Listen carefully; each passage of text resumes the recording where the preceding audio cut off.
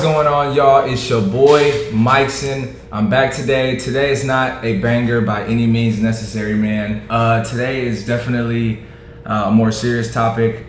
Talking about everything going on within the past week and a half, past 2 weeks, and really for black males for the past 100 plus years. I wanted to do this today with a good friend of mine. His name is Randall. He's a black business owner. So the perspectives that we're getting today are from a black business owner, and then you know what I'm doing. I'm going to the medical field. I'm going to be a nurse. So we have a young black business owner, and then we have a young person going into the medical field. So I think that I call him Uncle Rand, but I think that, man, I feel like we've done what we needed to do, right? And I know you saw it today too. A lot of people were posting on Instagram, pretty much like, "Damn, I wish I'd have listened to Colin Kaepernick." You know what I mean? Like, yeah, me too. You were trying to explain, I'm trying to explain. I'm saying, hey, this is what we're doing. Like, why are y'all upset that this is the right that Americans have to peacefully protest? That's what he's doing, and then now people are saying, "Oh my God, like, he was right," you know what I mean, and all that. And I think that's a great thing too, man. Like, I really think that's a great thing that people are starting to kind of put two and two together. You know what I mean? I think that's great. And we see what we've seen. I was actually in the protest, the peaceful protest put on by Trey yesterday. Epic. I mean, 60,000 people, bro. It was epic. I just, like I said, I had that on my chest. I had to get out there. So with that, I want to say rest in peace to George Floyd. And me, Randall, my peers that don't look like me, a lot of people that don't look like, anybody else, people of all creeds, colors, back, whatever. We're definitely gonna be making a lot of big changes here in the future, because I think that this time is gonna be different. I don't know. My parents told me that, and I feel like it's up to our generation, my generation, and a little bit younger to actually to make this count. You know what I mean? Yeah. So, well, let's do this. So, we at this point, we can assume that you all probably know, why everyone's protesting, trying to bring awareness to different issues that exist within our society. Right. Now, also, with that being said, there's been different times, every couple of years we have, a level of protest. Back when Cap protested, back when, the Michael Brown incident happened, back when Trayvon Martin incident happened. Right. And every time it always gets back to, where do we go from here? Right. What is the leadership in the community going to lead us to do? Yep. But at the same time, we have to come up with our own solutions. Thanks. We can't allow other people to speak for us. We have to speak for ourselves. And so let's get right down to it, Mike. What is the solutions? Where do we go from here? And we'll see kind of where we go from there. So. I think that I really like what you say in terms of people can't speak for us, because a lot of times people have been speaking for us and taking our opportunity to speak away. You see what I'm saying? So I want to say this. First of all, I disagree with everybody saying, "Oh, it's all one race, this, that, and the third." Before I'm going to get into that, but I want to start by saying this. Everybody, "Oh, I'm blaming white people. It's brown people, this, that, and third." I can't say that, because what would that look like if you say it's all that white people, all that, and the third, when different things happen that involve people that are like us, we're the first ones, and you should be like, no, you can't make a blanket statement. We deal with blanket statements. We've been dealing with blanket statements our entire lives. The same reason why we walk into a store, a lot of people can't relate, but you walk to a store and you get followed, or a lady clutches her purse, because we're getting that blanket thing that, black people are scary or intimidating. You know what I mean? And I just had to get that out there, because that'd be super hypocritical of me to sit there and say it's all this person, it's all this, when I ask for grace and say it's not all that, and that's the right thing to do. But I would say this, man, it's gonna start with voting. And I've heard a couple people say this when I was out at the protest yesterday. It's gonna start with voting, and it really starts from the top down, because when there was a time in America where you could turn on the TV and, when America's going through some shit, and you could be, I'm not asking for the president to say, "Okay, black people, this is what we're gonna do. No, but you look at the state of the country right now, and the president is supposed to and needs to be with the people of America. That's what he is, the leader of America.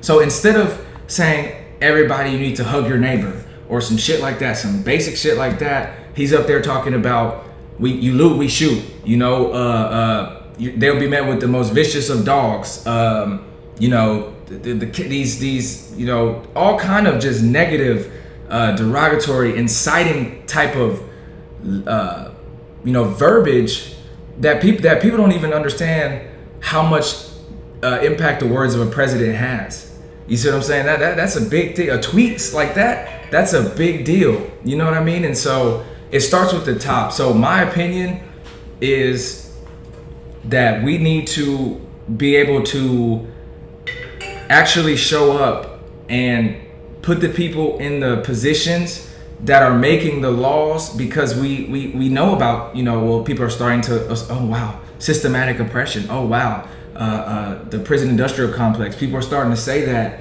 And you know, I feel like with the people that understand that they don't even have to look like me, but it would be nice, but more diversity amongst the people that are actually making the legal laws and stuff like that would benefit us tremendously. That's what I think. And so just to kind of build upon that, yeah, protesting is cool. It's going to get us to a certain point. Right. But the same energy that we have for protesting, people that are, for better or for worse, people that are out rioting. You know, Right. instead of throwing bricks, we need to be throwing ballots. Facts. And votes. And so it should be the same level of energy. Those same caravans of people marching, they should be marching to the polls. If we don't march to the polls, It's in vain. everything that we've done is in vain. It's in vain. It has no bearing on what's going to happen in the world. And so, it's fraud, you know, and you look like a clout chaser because it's people all over going out there. You've been seeing it. The girls texting each other talking about what riot suit should I wear, and it's some sick shit, man. And it's like, you know, and people taking advantage and doing it for the wrong reasons and wanting to go out there and for likes, views, for clout, and it's whack. It's whack because it's at the expense of people that look like us. You know what I mean? And so like what we're doing is real. I didn't go out there for no clout. Yeah. I couldn't even vlog. Like I was so caught up in the moment. I whipped out my camera. I said, I can't even do this. Like So this is the stuff that, you know, I'm telling my kids about. But like you said, it would be in vain. So, you know, to everybody, you know, watching that, and if you feel some type of way, if you spoke up and you've been adamant about that, if you don't show up to the poll, you don't get your word heard, not even just presidential, with local stuff, you know, with all that, it'll be in vain. And I don't think, I honestly don't think, bro, that it's going to be like that this time. I really don't. I really hope not. I hope not. You know what I'm saying? Because that'd be a damn shame, bro. Yeah. That would be a damn shame. At the end of the day, your vote is your voice. But secondly, another thing that I think we could do, or that the world could do, society in general, is if, you know, police departments, you know, it is also one of the facets of the issue is they implement community-based policing. Big what facts. that is that the police officers become assets to the community. Mm-hmm. You know, they interact with the individuals. You know, talk to the business owners. You know, you get out the cop cars, you ride bicycles, you're on foot patrol. You know, you actually are seen in the community, and you're not seen as a threat to other people. Yeah. And when I say the people, I mean people of all races. You Facts. know, you're not seen as a threat. You're seen as an asset. So when someone needs help, they're going to go to the police for help instead of withholding information that could help solve crimes. You know, help, you know, make things better in the community, because some people can't afford to move out. And so if you can't afford to move out, you have to make where you're at as good as possible. And imagine, I imagine like you're in a position of poverty, or you're in a position of a minority, and you don't even feel comfortable calling the police. Where on the side of the cop car that pulls you over, or that's driving by you, says to protect and serve, and you can't call these people that are being paid to protect and serve American citizens of that city, municipality. It's like you said, that you know, police reform, it's got to be done, and that starts with voting, because when you put these, you know, local leaders and local officials in, it's the type of policies that they implement in terms of the chiefs that they hire, in terms of the people that they put into the positions of the power that are going to directly correlate to what you see in your local neighborhoods. And then I guess another solution for me is, and this is my personal opinion, and if you look, please leave a comment, drop a comment if you have something to add. But if it's long, hit my Instagram, hit my DM, because I'm not gonna go back and forth with y'all in the comments. But it's not okay it's not okay to sit there and say I'm not racist. It's not okay to sit there and say I'm not racist and back up. I got a black friend. No, you have to be actively like against that shit. Like you have to, when you see it, whether it be your friends, whether it be your mom, your grandma, your dad, when you know, your peers, your coworkers, it's not okay to just say, hey, you know, that wasn't me. That wasn't me. You have to speak out against that shit, because that's the type of stuff that's gonna make those mindsets change, and people talking and people thinking about what they're actually doing. And then when people actually open up their minds and start to think, then they go look and find all these videos about systematic oppression, that and the third, and then they come to it, and they come to. And I actually disagree with you on that point. You know, country was built upon freedom of speech. Right. You know, freedom of speech, you can speak on anything. You shouldn't have to worry about negative repercussions of what you're speaking up about. Right. Now, with that freedom of speech, you also have the freedom of silence. You can be quiet. You don't have to speak up against injustice. You know, you don't have to speak up for a cause that's to the contrary of injustice. All you have to do is be yourself. And so it's not necessarily negative for someone not to speak, but you should still be cognizant of the issues that are going on in society. And even if you're not actively trying to help the situation, you shouldn't be trying to counteract any measures that are being taken in order to further the cause. And so you don't have to be a help, but you shouldn't actively try and be a hindrance to any causes just because those views are different than what you believe in. Facts. And I'm saying this because this is how I feel. Because of what I'm speaking off of experience. So when people say, "Oh, well, I'm not a racist," but they have nothing to say, or people that have nothing to say about, you know, the killing of Big Floyd, but then they double back and say, "You guys are protesting wrong. You guys are rioting wrong," and that's the same thing we saw with Cap. So that's where it comes from with me. And like I said, if you have anything to say, slide in my DMs, you know, and we can talk about it. But that's how I feel, because if you're gonna do, like you said, if you're gonna be quiet, then do it, write it out. But then don't double back and talk about, you know, why this is done wrong. So at the end of the day, that's a few solid solutions, I think. Yeah. At the end of the day, what I think is you can't expect other people outside of the immediate community to give us solutions and tell us what we can do to fix it if we don't have a solution. And so we can't look to other people for solutions. We have to actually look within our community and empower ourselves to be able to level up. What that means is that economic empowerment. We should be spending money within the community. You know, every race, you know, every ethnicity, you know, you'll see shopping centers with all Asian-oriented businesses. You know, you have the pho, you know, you have the different businesses that kind of serve that community.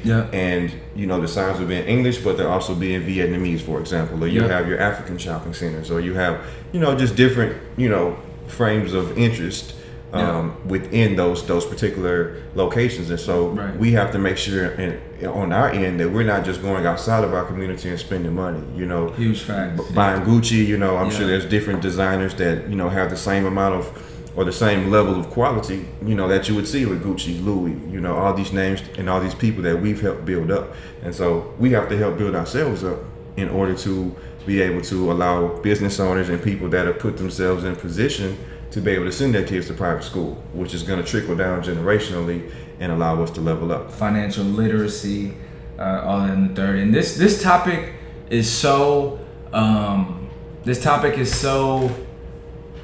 so complex. You know, we talked on the phone for 2 hours. You know, literally we talked on the phone for 2 hours, and you know, I'm not Logan Paul or Joe Rogan, so I can't put out a 2-hour long video. You know what I'm saying? But I think I put out there what I wanted to say in terms of, you know, because, you know, we like we said at the beginning, got that. Now let's talk about how we can actually now we're heard, our voices are heard. I mean, worldwide shit. You know what happened yesterday in Houston is global news type shit. 60,000, bro, it was nuts. And I'm doing this so when I'm gonna have kids, and they're gonna be able to see this, how my dad felt about, you know, this, that, and injustices, or this, that, and the third. And I, like I said at the beginning, man, I really hope and I truly believe that that this time, this time I hope that we all get it together and actually that something actually positive comes out of fruition from this. And I mean, I need to see everybody that I've seen on social media or haven't seen.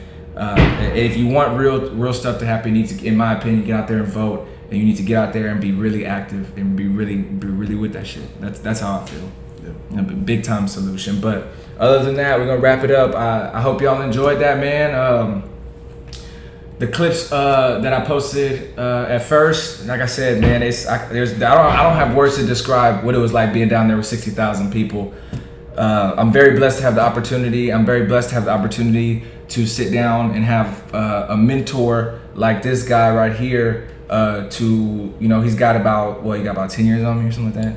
Got about 10 years on me, and he's done the things that I'm trying to do and help guide me in the right direction. So I can't thank Randall enough. I can't thank the peers that I spoke with enough. People close to me, my parents, all that in the third, man. And the people watching. It's I'm grateful that I'm able to express this like such with someone of this character. So. Other than that, man, it's your boy Mikeson. It's Randall. Make sure y'all follow him on all socials. Go ahead and, let him know. Hey, on Instagram, feel free to hit me up, Randall_ModFX. We'll just leave you with this. Don't just change your profile picture. Try and change the world. Take it a day at a time. Whatever you can do.